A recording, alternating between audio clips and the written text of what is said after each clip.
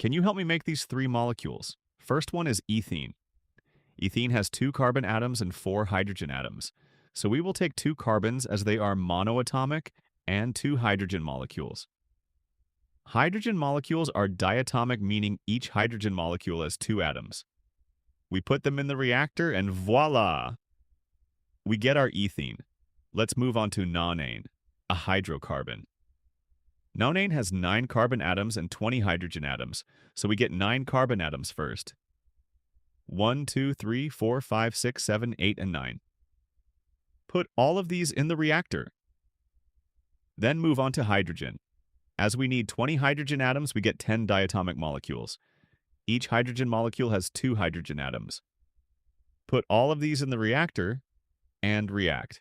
We get our nonane. Next molecule is ammonia. Ammonia has 1 nitrogen and 3 hydrogen atoms. Things get a bit complicated here because each nitrogen molecule also has 2 nitrogen atoms.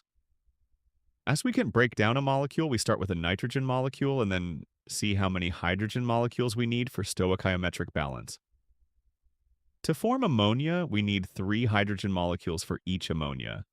We put all these in the reactor, which gives us our ammonia. If you also want to learn reactions in stoichiometry, try ChemCraft by ChemVerse now at chemverse.de.